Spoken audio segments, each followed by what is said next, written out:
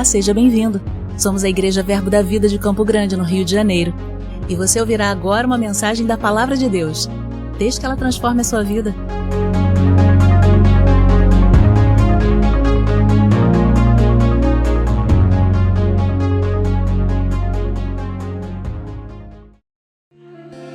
Boa tarde, meus irmãos. É um domingo de fundamentos, aonde nós visitamos as doutrinas, a base, o alicerce daquilo que sustenta a nossa vida cristã, daquilo que nos sustenta como corpo de Cristo, também nos dirige enquanto ministério. Amém? Nesta tarde eu queria falar com vocês a respeito da doutrina da redenção. Amém? Abra sua Bíblia na carta de Paulo aos Colossenses, no capítulo de número 1. Eu vou estar lendo os versículos 13 e também o versículo 14. Carta de Paulo aos Colossenses, capítulo 1, versículo 13 e 14.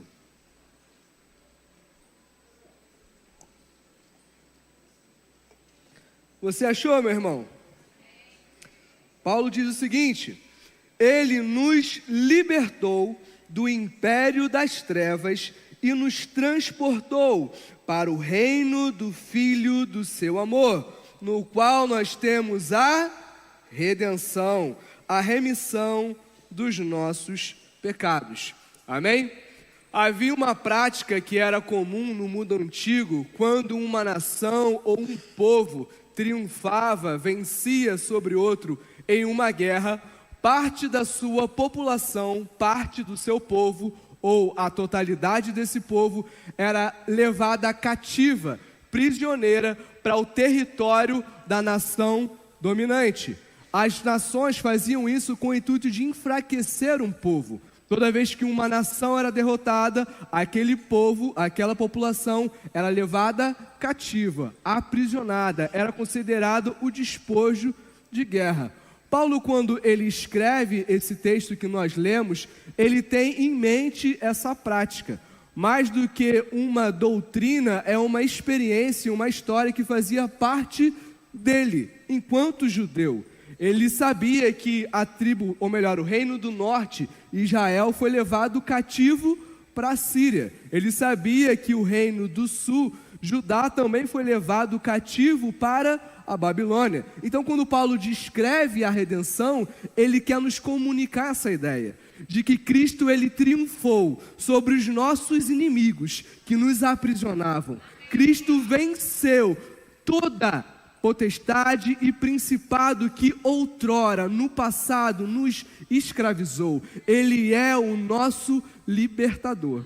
Ele é o nosso redentor. E a redenção é uma metáfora que Paulo ele se utiliza, baseado na história de Israel, que tem relação com um papel que alguém da família, um familiar, ele realiza. Então, por exemplo, se uma pessoa ela contraísse uma dívida muito grande, ela poderia entregar como forma de pagamento as suas propriedades, os seus bens, mas caso essa dívida chegasse a uma proporção muito grande, essa pessoa e os seus filhos também poderiam ser entregues como escravos, para que através do seu serviço essa dívida fosse quitada.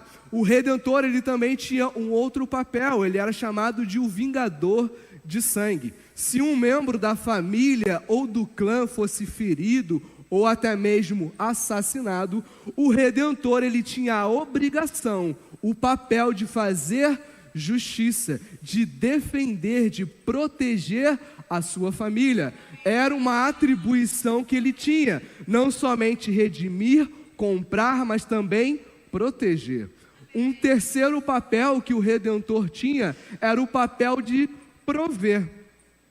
Nós vemos, por exemplo, quando uma mulher, ela perdia o seu marido e ela não conseguia, através disso, não tinha filhos, ela era obrigada, ou melhor, o Redentor era obrigado a prover um filho para aquela mulher, para que através disso, toda a sua linhagem e a sua propriedade fosse preservada. Então, um outro papel do Redentor é o quê?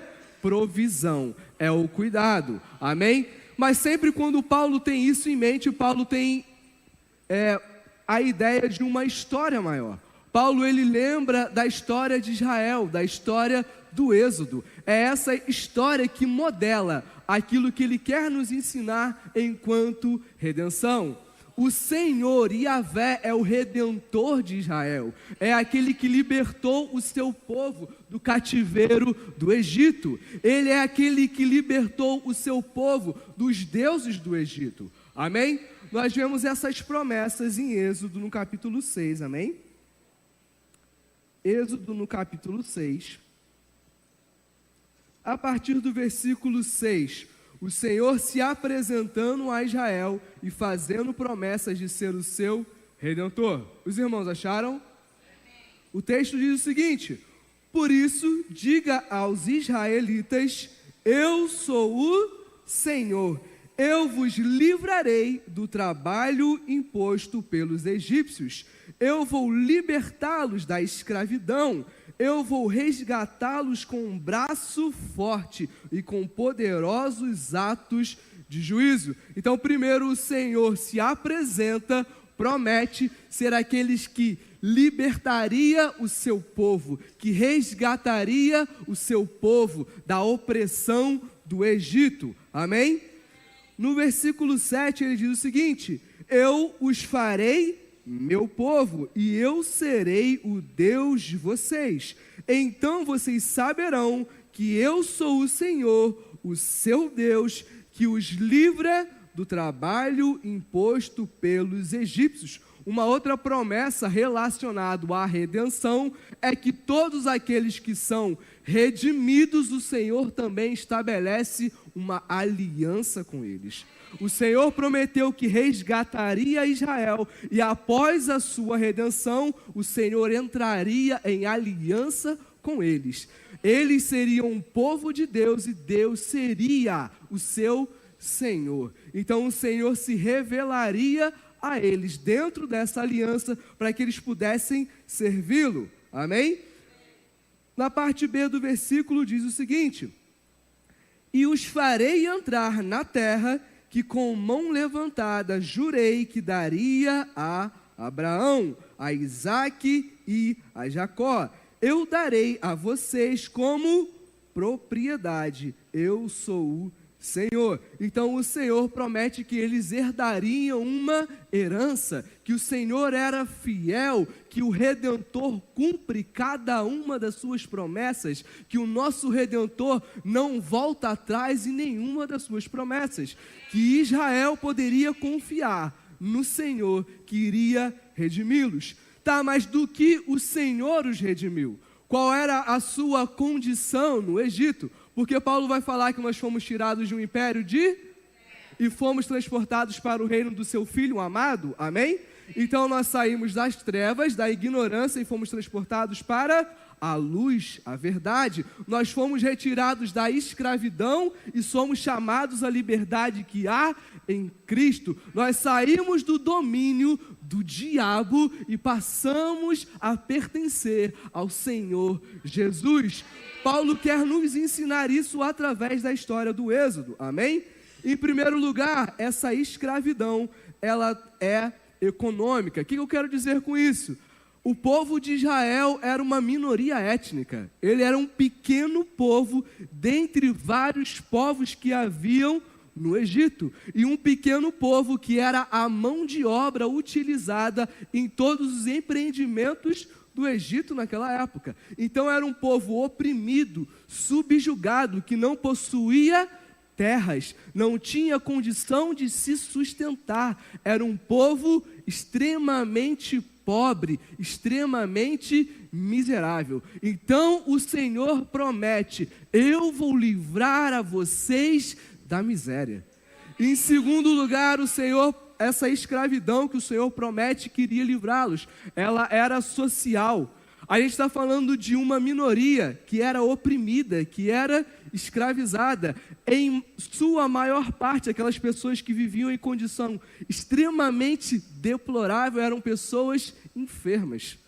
Eram pessoas que, por conta da forma de vida que eles eram expostos, se encontravam, em sua maior parte, enfermos. Não somente isso, Faraó, ele ordena de que todos os filhos de Israel, os meninos do sexo masculino, fossem mortos. Então o Senhor está prometendo: eu vou livrá-los da enfermidade e eu vou livrá-los também da morte. Em terceiro lugar, essa escravidão, ela também é espiritual. Por isso que o Senhor levanta a Moisés como uma espécie de redentor, para ele ir adiante de Faraó e dizer: libere o meu filho, liberte o meu povo, para que eles possam ir e possam me adorar, possam me servir. Em segundo lugar, a gente vê não somente que Faraó, representando o diabo, oprime e escraviza espiritualmente aquele povo, mas existem deuses no Egito, principados e potestades que oprimem e escravizam aquele povo. Por isso que o Senhor promete, através das pragas, que o Senhor traria juízo, libertação, que o Senhor triunfaria sobre todos os inimigos que mantinham o seu povo cativo, aprisionado. Amém? Então essa libertação que o Senhor promete é a libertação da miséria, da morte, da enfermidade, mas também é uma libertação espiritual, para que sejamos livres e possamos servir ao novo Senhor, ao nosso Redentor. Até aqui você foi comigo? Então, quando isso acontece? Êxodo no capítulo 12. Nós vemos o que? O Senhor instituindo a Páscoa. O Senhor ordenando aos filhos de Israel que eles pegassem um cordeiro sem defeito algum, um macho perfeito, que eles deveriam imolá-lo, sacrificá-lo, e o sangue daquele animal deveria ser posto nos umbrais das portas. Através do sacrifício de um substituto, aquelas pessoas seriam libertas. Então, o Senhor trabalha dessa forma. Primeiro há sacrifício, pagamento do preço, o resgate, para então depois haver libertação. E o Senhor fala que aquela prática, a Páscoa, deveria marcar toda a vida deles. O Senhor diz: olha, esse será o primeiro mês do ano de vocês. Aquilo que o Senhor estava fazendo precisava dar para eles uma nova vida, uma nova história. A redenção é Deus escrevendo para nós uma nova história, nos dando uma nova vida através do sacrifício de um cordeiro, um substituto perfeito que nos livra do Egito, nos livra dos seus deuses, nos livra da miséria, da enfermidade e da morte. Amém? Então o Senhor promete libertação, amém? Mas o Senhor não somente promete isso. Paulo fala que o Senhor nos libertou, mas também nos transportou, ou seja, eles não ficaram vagando no deserto à sua própria sorte. O Senhor, através de uma coluna de fogo e de nuvens, guiou o seu povo. O Senhor proveu alimento no deserto. O Senhor protegeu dos seus inimigos, porque o Redentor, aquele que redimiu e fez uma aliança com Israel, é fiel. Amém? Então o Senhor nos liberta e nos transporta. O Senhor usa uma imagem que eu acho maravilhosa. Ele fala: eu os levei nas minhas asas como uma águia. Fomos libertos e transportados por uma nova realidade, uma condição infinitamente melhor. Não ficamos vagando a nossa própria sorte. O Senhor conduziu Israel até Canaã, terra que mana leite e mel. O Senhor não nos transportou de um império, nos libertou de um império de trevas para vivermos no mundo a nossa própria sorte. Não, o nosso Redentor nos protege, nos provê, nos liberta. Amém? Aleluia. Então nós vemos que após a Páscoa há o Êxodo, a libertação. No capítulo 19 de Êxodo nós vemos o Senhor fazendo uma aliança com o seu povo. No capítulo 20, o Senhor entrega a sua lei com aqueles que ele já havia redimido, amém? Aqueles que ele já havia feito uma aliança, porque através da lei o Senhor, o seu Redentor, iria governar sobre o seu povo. Através da guarda da lei, eles seriam um reino de sacerdotes, uma propriedade peculiar do Senhor dentre todos os povos. Eles seriam a vitrine de Deus, mostrando para todas as nações como é viver debaixo do senhorio de Yahvé, como é viver debaixo do governo do Redentor. Então aquele povo demonstra isso, amém? Continuando no livro de Êxodo, o capítulo 35 até o capítulo 40, o Senhor vai instruir sobre a construção do tabernáculo. Lembra aquilo que eu falei? Que essa redenção, ela também é espiritual. O Senhor redimiu, o Senhor fez uma aliança, o Senhor conduziu até terra que mana leite e mel, e naquele local o Senhor ordena a construção do tabernáculo. O Senhor queria habitar no meio do seu povo. O Senhor queria se fazer presente. Ele redime, faz uma aliança e habita em nosso meio e dentro de nós. Ele nos governa através da sua palavra. Amém?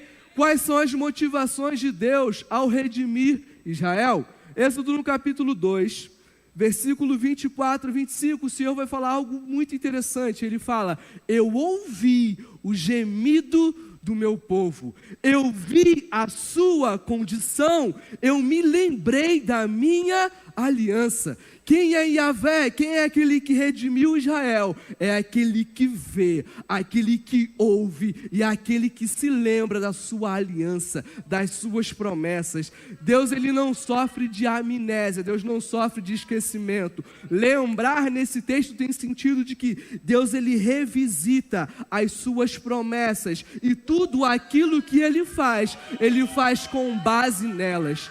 E Yahvé, o Redentor, é aquele que ouve e vê a nossa dor, o nosso gemido, a nossa opressão. É aquele que não é indiferente aos nossos sofrimentos. É aquele que não permite que nós sejamos oprimidos pelo diabo, pela miséria, ou pela enfermidade, ou pela morte. Ele se lembra das suas promessas, ele age com poder para nos libertar. Esse é o nosso Deus. Moisés também fala que, olha, o Senhor, ele não escolheu Israel porque eles fossem a maior nação, a nação mais numerosa, mas porque ele se afeiçoou, porque ele vos amou. O Senhor se compadece de nós e nos ama, por isso ele nos redime. Amém? Só que com o passar do tempo, aquele povo, ele quebra a aliança. O povo que foi redimido, o povo que foi eleito, ele quebra a aliança. Então ele dá legalidade, liberdade para que algumas situações possam novamente oprimi-los. Mas o Redentor, ele permanece fiel às suas promessas. Então o Senhor levanta juízes, levanta profetas, levanta reis, levanta sacerdotes para se manter fiel às suas promessas. Então aquele povo, ele começa a ansiar por um novo êxodo, por uma nova redenção. O Senhor alimenta esse desejo através dos seus profetas. A gente vê, por exemplo, Isaías prometendo um tempo aonde a lança e a espada, instrumentos de guerra, instrumentos de morte, seriam transformados em arados e foices, instrumentos de trabalho que trazem provisão, abundância.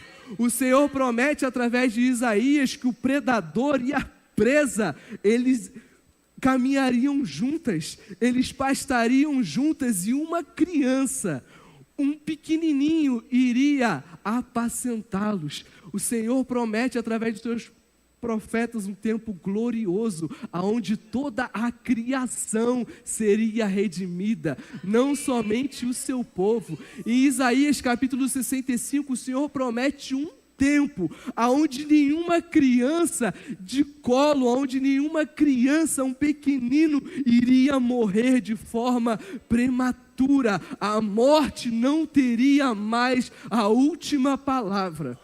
O Senhor enche o coração do seu povo com essas promessas. O Senhor enche o coração do seu povo com esse anseio, com esse desejo. E então vem o Messias, aquele que foi prometido. Então, Deus faz com que o povo entenda: haverá sim uma nova redenção, mais abrangente, uma nova aliança firmada em superiores promessas. E ele fala sobre o Messias e o seu reino. Isaías capítulo 61 diz o seguinte: o Espírito do Senhor, ele está sobre mim, ele me ungiu para pregar as boas novas aos quebrantados, enviou-me para curar e a libertar os cativos, a pôr em liberdade os algemados, a consolar todos aqueles que choram e a pôr em liberdade aqueles que estão oprimidos. Então essas promessas são direcionadas ao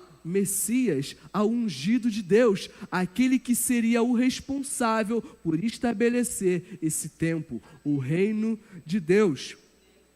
Isaías no capítulo 9, a partir do versículo 6, diz o seguinte: porque um menino nos nasceu, um filho nos foi dado, e o governo, o reino estará sobre os seus ombros, estará sobre ele, e o seu nome será Maravilhoso, Conselheiro, Deus Forte, Pai da Eternidade, Príncipe da Paz, para que se aumente o seu governo e venha a paz sem fim sobre o trono de Davi e sobre o seu reino, para estabelecer e firmar o seu juízo. Então o Senhor promete que através do seu Messias o seu reino virá. O Messias vindo do trono de Davi, ele é o escolhido por Deus para cumprir as suas promessas, para trazer o reino dos céus até a terra. Então Jesus aparece na Galileia pregando o quê? O tempo está cumprido, o reino de Deus é chegado. Arrependam-se e creiam nas boas novas, nas boas notícias.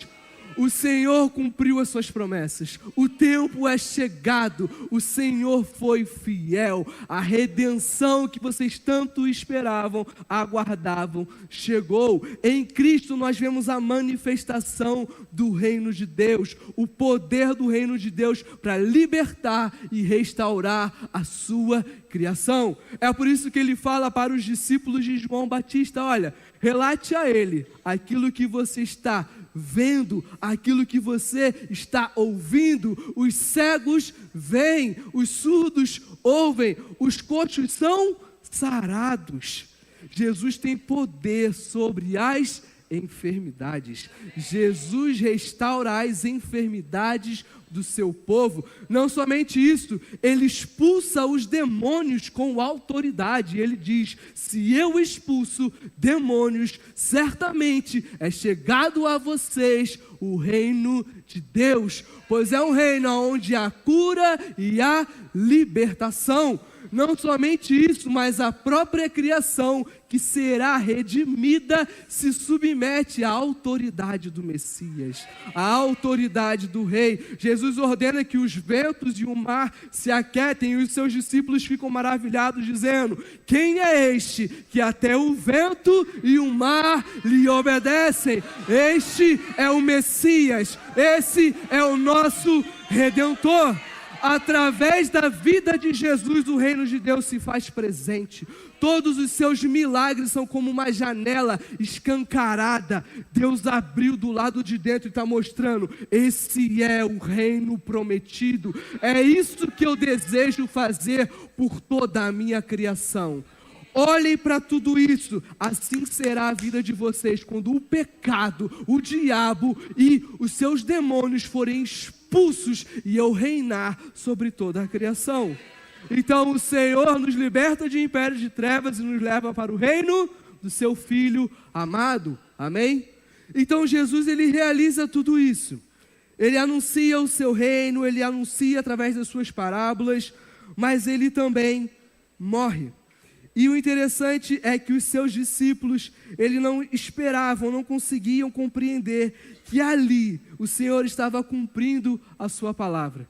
Quem olhava para aquela cruz, a mais terrível, cruel e humilhante morte daquela época, poderia ver o Senhor sendo fiel às suas promessas. É por isso que Paulo vai dizer, isso é um escândalo para os judeus. Eles esperavam um Messias que viria em poder e grande glória, não um Messias que seria morto e dominado pelos seus inimigos. Por isso que Paulo vai dizer, isso é loucura para todos os gentios, porque eles não conseguem ver a sabedoria de Deus nisso. Até mesmo os seus discípulos não acreditam. A gente vê em Lucas capítulo 24, os discípulos tristes, incrédulos, acreditando, olha, ele era um Messias.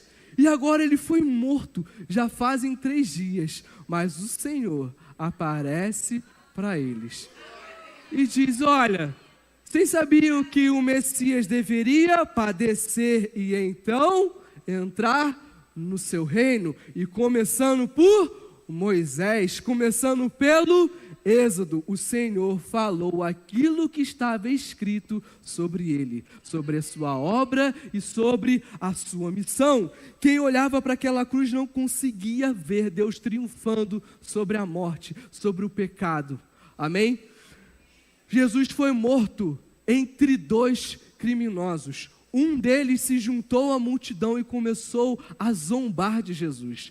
Mas um deles diz, nós estamos aqui, sendo mortos com justiça, mas ele não fez mal algum, nele não havia nenhum dolo, nenhum crime. Eu posso ver Isaías falando, ele foi moído pelas nossas transgressões, ele foi ferido pelas nossas iniquidades, o castigo que nos traz a paz estava sobre ele, pelas suas pisaduras, eu e você, nós fomos sarados pelo Senhor.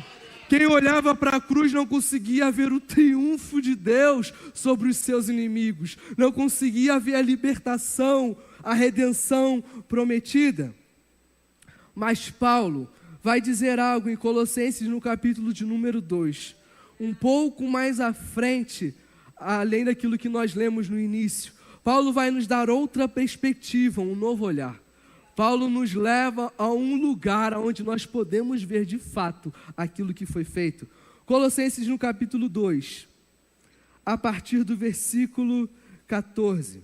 Colossenses 2, a partir do versículo 14, Paulo diz o seguinte: tendo cancelado o escrito de dívida que era contrário a nós e que constava de ordenanças, o qual nos era prejudicial, ele removeu inteiramente, encravando na cruz e despojando os principados e as potestades, publicamente os expôs ao desprezo, triunfando sobre eles na cruz, amém?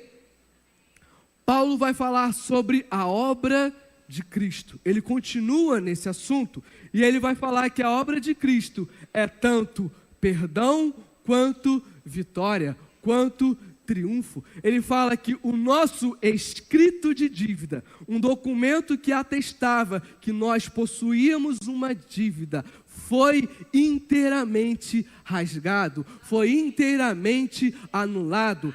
Os nossos crimes, os nossos pecados foram pregados sobre Cristo na cruz. Então nós poderíamos olhar para ele e não ver a sabedoria de Deus, mas de fato o Senhor triunfou sobre todos os nossos inimigos que nos aprisionavam. Paulo vai falar que Cristo triunfa e expõe os principados e as potestades. O triunfo era uma cerimônia romana, onde um general, após uma vitória em uma batalha, ele adentrava Roma. O povo que foi redimido, que foi liberto naquela batalha, ia à frente desse general. E esse general, ele vinha atrás sendo saudado, glorificado. E logo atrás, expostos à humilhação, ao desprezo, despojados, vinham o exército inimigo. Paulo está ensinando, Deus fez aos seus inimigos, aqueles que nos aprisionavam, a mesma coisa que as autoridades romanas fizeram com Jesus. O Senhor triunfou sobre cada um deles. Nós fomos libertos, nós fomos comprados, não com algo corruptível como a prata ou o ouro, mas com o precioso sangue de Jesus, um cordeiro perfeito, sem pecado. O Senhor triunfou sobre a enfermidade, o Senhor triunfou sobre a miséria, mas o Senhor triunfou também sobre a morte, o pecado e o diabo. Amém? Romanos no capítulo 6, versículo 14, Paulo vai dizer o seguinte: o pecado, ele não tem mais domínio, ele não governa mais sobre nós, pois não estamos debaixo da lei, e sim da graça. Em Romanos capítulo 8, Paulo vai dizer que não há mais nenhuma condenação para mim e para você que estamos em Cristo. Ele vai dizer que o Espírito da vida me libertou da lei, do pecado e da morte. Cristo nos libertou dos pecados que nos aprisionavam. A carne não tem mais a última palavra sobre nós. Nós fomos libertos. Podemos andar em novidade de vida. Não somente isso. Paulo vai dizer que um dos inimigos que Cristo triunfou é o próprio diabo. Em Hebreus, no capítulo 2, a partir do versículo 14, o autor vai dizer que Cristo, ele compartilhou da nossa condição, carne e sangue, e em sua morte ele destruiu o diabo, aquele que tinha o poder da morte, aquele que nos escravizava através do poder da morte. Cristo triunfou sobre todo o principado, sobre toda a potestade. Eles não têm mais autoridade sobre mim e sobre você. Nós fomos redimidos, fomos comprados pelo Senhor, amém? Não somente isso, nós fomos redimidos da morte. Em Apocalipse, o Senhor vai se apresentar para João e dizer: não tenha medo, eis aqui, estive morto, mas agora eu vivo. Eu tenho as chaves da morte e do inferno. Eu venci, eu triunfei. Vocês foram redimidos, vocês foram libertos. A morte, o diabo, nada mais tem poder. Eu fiz uma aliança superior, superiores promessas para o meu povo. Nós fomos redimidos, mas não somente isso. Não foi consumado, ainda não foi completo. O Senhor ainda nos ensina que haverá um tempo onde a sua redenção ela será concluída. Em Apocalipse, no capítulo 21, o Senhor vai nos ensinar que da mesma forma que Ele conduziu o seu povo até Canaã, o Senhor vai nos conduzir à sua nova criação. O Senhor vai redimir não somente o seu povo, o Senhor vai redimir todo o cosmos, tudo aquele criou. Nós fomos comprados através do sangue de Jesus. Nós vamos reinar juntamente com Ele. Ele fala que agora haverá novos céus e nova terra, e ali descerá dos céus a nova Jerusalém, o lugar aonde Deus habitará no meio do seu povo, aqueles que foram redimidos pelo Senhor. E Ele, aquele prometido em Isaías 61, Ele enxugará dos nossos olhos toda lágrima. Não haverá pranto, dor, morte ou sofrimento, porque nós fomos redimidos Agora nós estaremos no reino do Filho amado de Deus. Essa é a redenção que há em Cristo. O Senhor reinará sobre todas as coisas.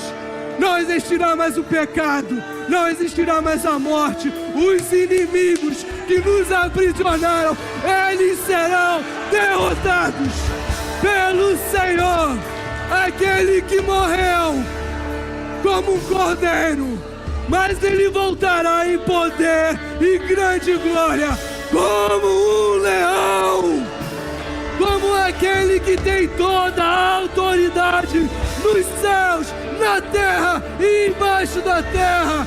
Toda língua confessará que Ele é o Senhor. Oh, aleluia!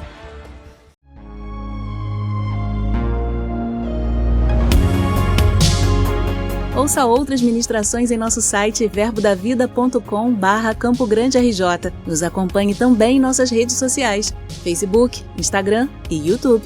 Seja abençoado na prática dessa palavra.